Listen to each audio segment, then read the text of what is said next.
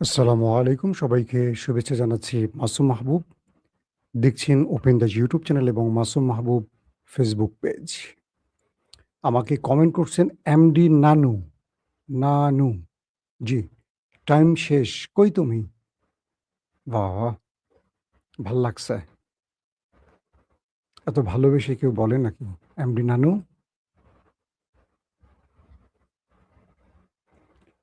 দর্শক, বেশ কিছু গুরুত্বপূর্ণ খবর আছে। সংক্ষিপ্ত সময় দিতে চাই। ১ম যে খবরটি সেটি হলো মার্কিন প্রেসিডেন্ট ডোনাল্ড ট্রাম্প এবং ইরান গত এক রাতের জন্য পুরো পৃথিবীকে স্তব্ধ করে দিয়েছিল। থমকে গেছে পৃথিবীর টাইম জোন। থমকে গেছে আকাশ, বাতাস, চাঁদ, সূর্য সবকিছু। পুরো পৃথিবী এক অনিশ্চিত ভবিষ্যতের দিকে তাকিয়েছিল। কি ঘটতে যাচ্ছে? খুব ইন্টারেস্টিং কিছু তথ্য দেব যেগুলো এখনো কোথাও পাননি। আশা করি পরবর্তী পাবেন, হয়তোবা পাবেনও না। মার্কিন প্রেসিডেন্ট ডোনাল্ড ট্রাম্প কাল রাতে ইরানের উপর ম্যাসিভ আকারে আক্রমণের মাস্টার প্ল্যান করেছিল। সেই হিসেবে পুরো গালফ কান্ট্রিতে, আরব দেশগুলোতে রেড অ্যালার্ট জারি করা হয়েছে। ইসরায়েলের ভেতরেও রেড অ্যালার্ট জারি করা হয়েছে।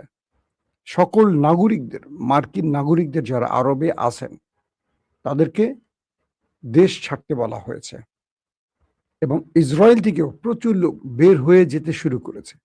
কারণ একটা লম্বা যুদ্ধ শুরু হবে এবং এক যুদ্ধে পুরো ইরানকে মাটির সাথে মিশিয়ে দেবে।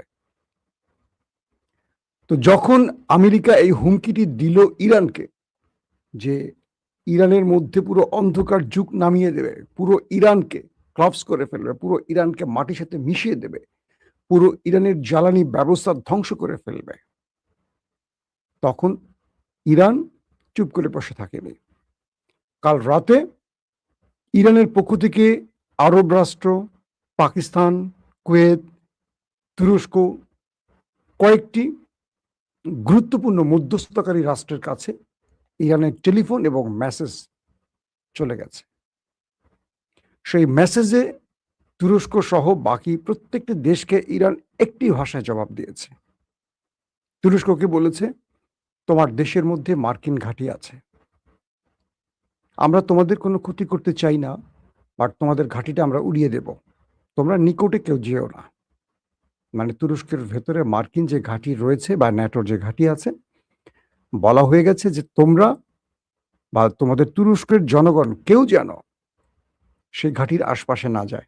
আমরা কিছুক্ষণ পর এই ঘাঁটি উড়িয়ে দেব, পুরো ঘাঁটি উড়িয়ে দেব।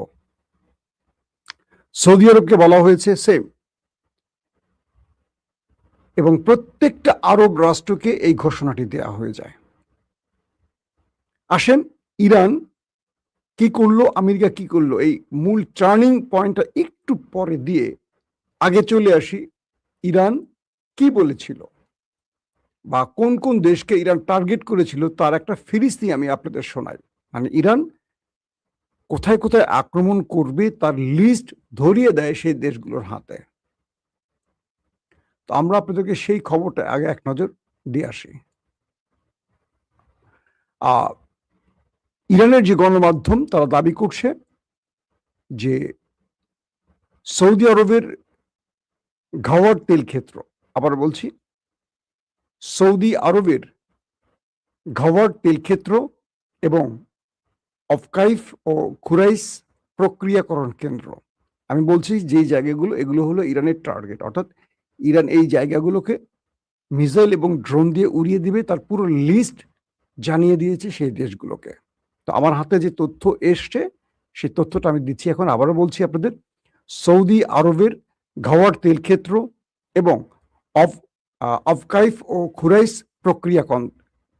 প্রক্রিয়া কেন্দ্র, সংযুক্ত আরব আমিরাতের রুয়াইস শোধনাগার এবং জাকুম অফশোর তেল ক্ষেত্র, কাতারের নর্থ ফিল্ড গ্যাস রিজার্ভ এবং রাস লাফান এলএনজি রফতানি টার্মিনাল, কুয়েতের বুরগান তেল ক্ষেত্র, বাহরাইনের সিত্রা শোধনাগার এবং মামির স্থাপনা, এবং ইসরায়েলের লেভিয়াথান ও তামার গ্যাস ক্ষেত্র।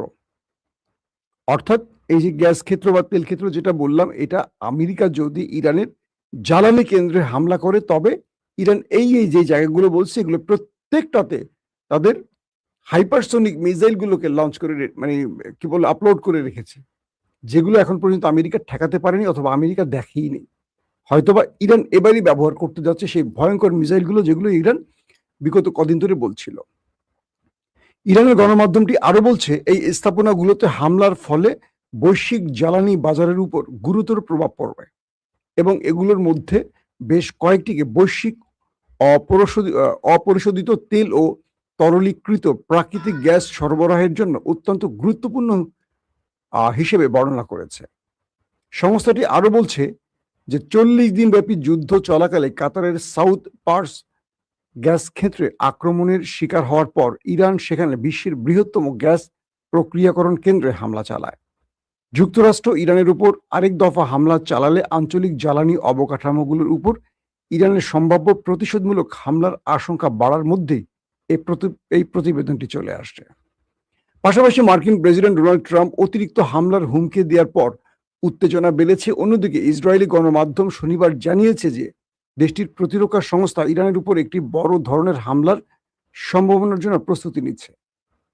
এটা হলো ইসরায়েল প্রস্তুতি নিচ্ছে। এখন এই গ্যাস ক্ষেত্র, তেল ক্ষেত্রগুলোর ডাটা যখন চলে গেল প্রত্যেকটি দেশের হাতে, তখন তুরস্ক, সৌদি আরব, বাহরাইন, কাতার, কুয়েত, আরব আমিরাত, জর্দান, প্রতিটি দেশ থেকে, ইভেন ইউরোপীয় দেশ থেকে একটার পর একটা সিনেমাটিক ভাবে টেলিফোন যাওয়া শুরু করলো ডোনাল্ড ট্রাম্পের কাছে। ডোনাল্ড ট্রাম্প রাতে ঘুমাবেন কি, একটার পর একটা দেশ তার কাছে ফোন করলো আর সে শুধু ফোন ধরতে শুরু করলো। তুরস্ক বললে দিল আপনি শান্ত হন, কোনো ভুল অ্যাটাকে গিয়ে মধ্যপ্রাচ্য সহ পুরো পৃথিবীকে জ্বালানি সংকটে ফেলবেন না, একটা অস্থিতিশীল পরিবেশে ফেলবেন না, তাহলে তুরস্কে থাকা মার্কিন ঘাঁটি অনিরাপদ হয়ে যাবে, আমরা কিছু করতে পারবো না। সৌদি আরবের ক্রাউন প্রিন্স মোহাম্মদ বিন সালমান একই ভাষায় ট্রাম্পকে বললেন কোনো ভুল সিদ্ধান্তে আপনি আমাদের দেশগুলোকে ধ্বংস করতে পারেন না, আপনার সিদ্ধান্ত থেকে সরে যান। কাতার, কুয়েত সহ এবং ইউরোপীয় দেশগুলো বলে দিল, ইউরোপীয় দেশ বুঝছেন তো, ট্রাম্পের পশ্চিমা দুনিয়ার মিত্র যারা, তারা একে একে ট্রাম্পকে বলল যে পৃথিবীর পরিস্থিতি থেকে আর নষ্ট করবেন না, আর ঘোলাটে করবেন না, আপনার সিদ্ধান্ত পরিবর্তন করুন। যদি পরিবর্তন না করেন সেক্ষেত্রে আমরা আপনার সিদ্ধান্তের বিরুদ্ধে দাঁড়াবো। কারণ ইরানকে যদি আপনি এই বড় অ্যাটাকের ঘোষণা দিয়েছেন আর তাদের কাছে যে তথ্য আসছে, ইরান পুরো তেল রপ্তানিকারক দেশগুলোকে উড়িয়ে দেবে, তাতে পুরো পৃথিবী অচল হবে। কারণ কি, সৌদি আরবে, কাতারে, কুয়েতে, বাহরাইনে এইসব দেশে হামলা মানে কোনো একটা দেশে হামলা না, পুরো পৃথিবী যে দেশগুলোর উপর চলে, ভেনিজুয়েলা, রাশিয়া, ইরান বা আরবের দেশগুলো, এরা হলো তেল উৎপাদক দেশ, এদের তেলের খনি আছে, গ্যাসের খনি আছে, পুরো পৃথিবীর জ্বালানি এই দেশগুলোর মাধ্যমে চলে। ইতিমধ্যে সৌদি আরবের লোহিত সাগর কিংবা হরমুজ প্রণালী, ইরানের হরমুজ প্রণালী সৌদি আরবের জন্য নিষিদ্ধ করে দেয়া হয়েছে, যে কারণে সৌদি আরব তেল সঠিকভাবে রপ্তানি করতে পারছে না, হুতিরা প্রতি মুহূর্তে তাদের বাধা দিচ্ছে। তো এই অবস্থায় যদি কোনোভাবে ইরানে হামলা করা হয়, আর ইরান যে ঘোষণাটি দিয়েছে সেই ঘোষণার পর প্রতিটি দেশ ট্রাম্পকে এমন ভাবে চাপ তৈরি করে যে ট্রাম্প আর যুদ্ধ সামনে এগোতে পারেনি। পরে মধ্যরাতে ট্রাম্পকে তার সিদ্ধান্ত পাল্টাতে হয়। মার্কিন প্রেসিডেন্ট ডোনাল্ড ট্রাম্প বলেন দ্রুত একটি চুক্তিতে পৌঁছানোর শর্তে তিনি ইরানের উপর পরিকল্পিত হামলা বাতিল করেছেন। মানে এটি তার অজুহাত, অর্থাৎ ট্রাম্প তার মিত্রদের, বন্ধুদের, পার্টনারদের চাপে পড়ে যান এবং আরব একইভাবে বলে যে আপনি নিজেকে রক্ষা করতে পারছেন না, সেখানে আপনি এই আক্রমণ করে আমাদের দেশগুলোকে ধ্বংস করে আমাদের বিপদ ডেকে আনবেন না। আপনাকে ঘাঁটি দেওয়ার অর্থ যদি হয় আমাদের কাঁধে বিপদ ডেকে আনা, তাহলে আমাদের এই ব্যাপারে সিদ্ধান্ত পরিবর্তন করতে হতে পারে। মানে ট্রাম্পকে মধ্যপ্রাচ্য থেকে ঘাট ধরে বের করে দেওয়ার একটা ইঙ্গিত দেয় আরবের দেশগুলো। তো ট্রাম্প বলে দিলেন যে তারা, মানে তিনি তার সিদ্ধান্ত পরিবর্তন করেছেন, তিনি চান দ্রুত একটি চুক্তিতে দুই দেশ পৌঁছক। এবং ট্রাম্প দাবি করেন যে ইরান এবং মধ্যপ্রাচ্যের অন্যান্য দেশগুলো তাকে যে কোনো হামলা স্থগিত রাখতে অনুরোধ করেছিল এবং হরমুজ প্রণালী পুনরায় খুলে দেওয়া সহ একটি চুক্তির পরিধিতে সম্মত হয়েছে। ট্রাম্প যেহেতু চাপে পড়ে তার সিদ্ধান্ত পরিবর্তন করছেন, এখন তো একটা এক্সিট রুট লাগবে, তাই তিনি একটু পেঁচিয়ে কথা বলছেন। সেটা কি?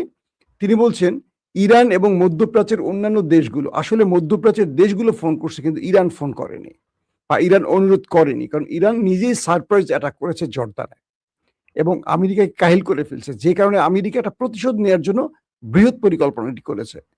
ইরান এই ব্যাপারে কোনো দেশকে বলেনি, ইরান নিজে সাফ জানিয়ে দিয়েছে, বরং ইরানের থ্রেটে বাকি দেশগুলো আমেরিকাকে ফোন করেছে। তো এই ঘোষণাটি এসছে ইরানের পররাষ্ট্রমন্ত্রী আব্বাস আরাকচি সতর্কবার্তার পর, অর্থাৎ আব্বাস আরাকচি একটি সতর্কবার্তা দিয়েছেন।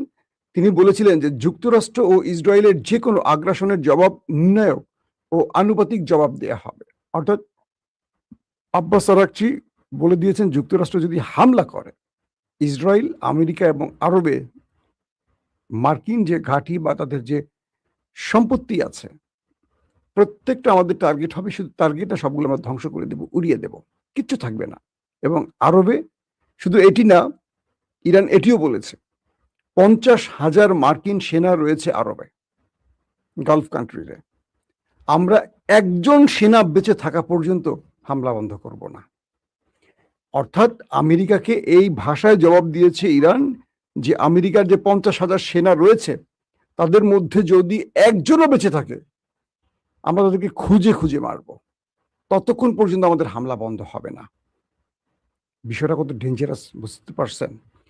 আমেরিকার সকল সিস্টেম তো মোটামুটি ধ্বংস করে ফেলেছে। জর্দান বলেন, কাতার বলেন, কুয়েত বলেন, বাহরাইন বলেন, আরব আমিরাত বলেন, সৌদি আরব বলেন, কি রাখছে? আমেরিকার যা যা ছিল, প্রতিরক্ষা ব্যবস্থা, radar system, early warning system, missile, drone, যুদ্ধ বিমান, রিফুয়েলিং ট্যাঙ্কার, সবই তো হিট করছে ইরান।